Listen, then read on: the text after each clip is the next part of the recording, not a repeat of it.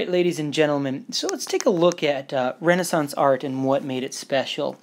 What you're actually looking at here is not a piece of Renaissance art, but a piece of art from the early Middle Ages. This is Byzantine art from Constantinople. This is a mosaic. Mosaics are made from very small bits of glass or rock that are put together to perform, that combine create this beautiful larger mural. So this is a mural created out of mosaic stones. And what we see here is the Emperor Justinian. There he is, that guy right there, right? And Justinian is surrounded by his courtiers in the court at Constantinople. And we'll notice that he's not really three-dimensional. He's rather two-dimensional. In fact, something that is comical is his feet, right? Look at those feet. Do they look realistic? They're not realistic, are they? So we can see that the point of this isn't that it be realistic or that it represent that Justinian was 6'1", 240, and a strapping man with a commanding presence, but rather it shows the symbolism. Look, he actually has a halo around him, representing the fact that as emperor of the Byzantine Empire, he had kind of a glow of holiness. He had authority, and you ought to follow his laws and listen to him. And you actually see over here, you see incense. Incense representing the priestly duties that he as well was leader of the church. You see a book, that's likely the Bible. You see next to him as well, you see a bishop right here with his stole. So these are all symbols. You see a sword and a shield. These are all symbols. The important thing is what all of this symbolizes, okay? That changes in the Renaissance.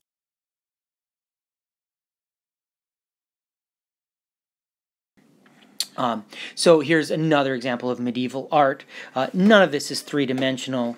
You do not feel as if you could be pulled into a three-dimensional picture or a three-dimensional room. In fact, you and I might look at this and say, "Oh, pish-posh, I could surely draw that."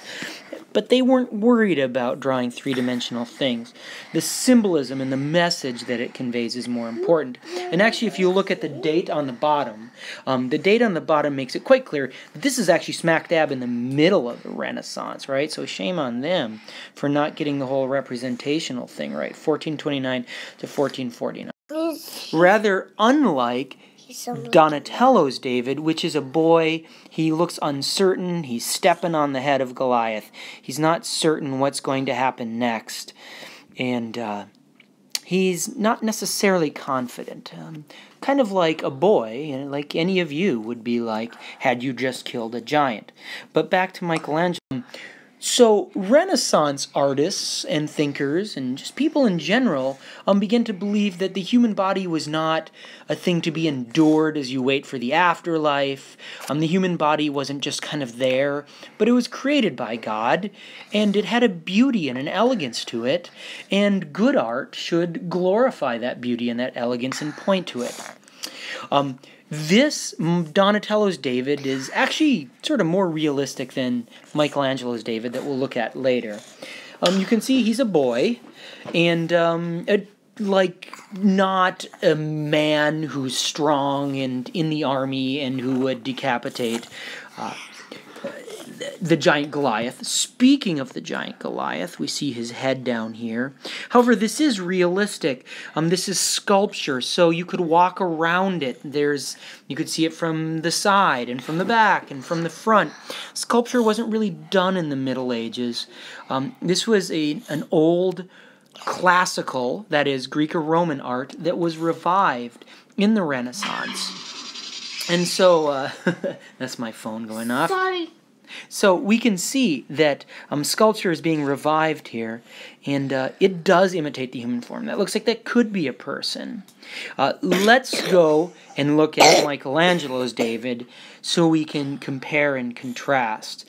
These are the two kind of great sculptures of the Renaissance, and it's useful to compare them to kind of see what Renaissance thinkers and peoples and the people that were buying the art and the people that were asking the art to be made, what they were looking for out of this art.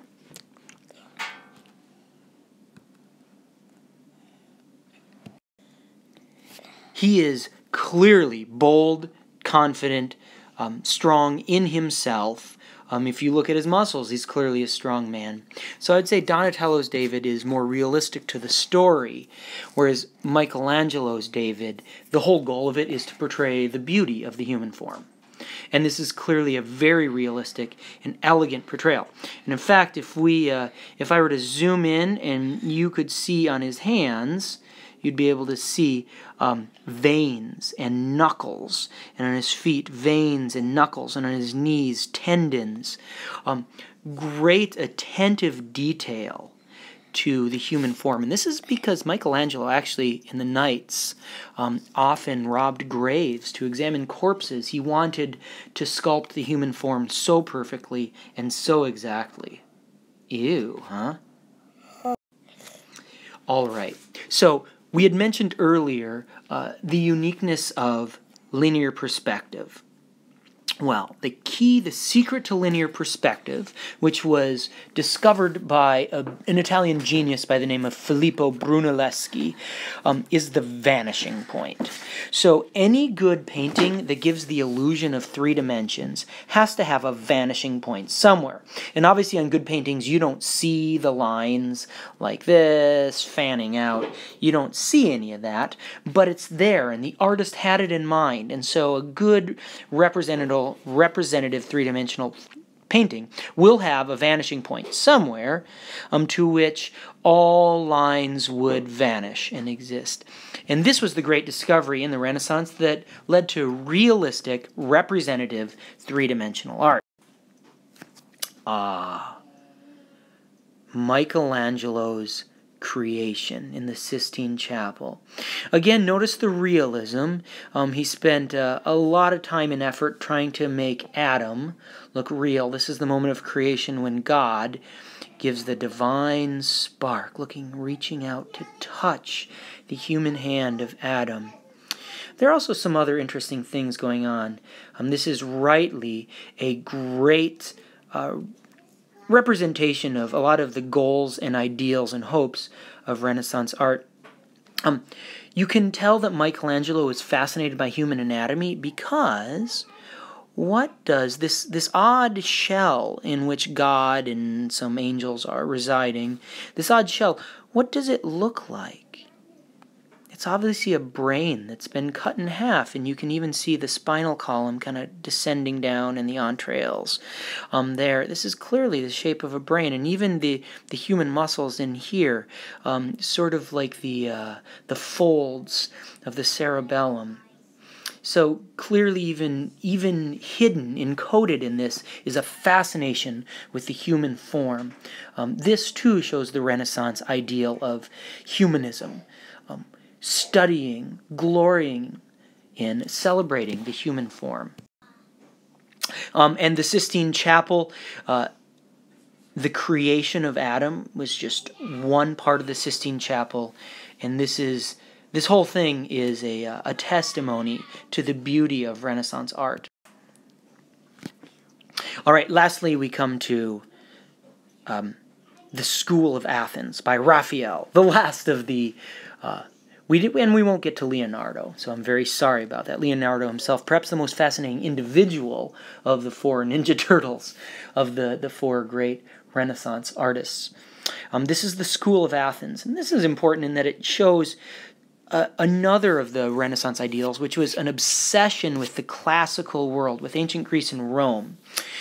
So the School of Athens had 2 great philosophers. There's Plato, and there's Aristotle. And if you look very closely, you can see that Plato is in fact pointing upward to heaven. Plato's philosophy said, look to the ideal world and the beauty of the ideals, truth, justice, beauty. Whereas Aristotle, many scientists in the Renaissance and in the scientific revolution and the Enlightenment later, viewed Aristotle as a bit of the hero. Notice Aristotle saying, look at his hand. Saying, no, look at the here and now. Look at the world around you. Not the invisible, beautiful world of forms, of ideals, but it's time to study rocks and trees and plants and things like that. And you can see their different disciples debating that. Aristotle, whoa, Plato. But this all depicts a great fascination with the classical world. And lastly, we have Raphael's Transfiguration, where on the story in the Gospels, where on Mount Carmel, Peter, James, and John get to witness Jesus' face being covered, glowing, something kind of crazy, sort of his glory revealed. And I should know this. I should have had this prepared. I believe this must be Moses, since he has stone tablets. And this must be the prophet Elijah appearing as well with him. Notice, though this is a Christian and biblical text, which the Middle Ages would have certainly obsessed over and been fascinated by, as Raphael is treating a religious text, the Transfiguration of Jesus, the human form still looks realistic. Look at these people here below. Look at the emotions on the face.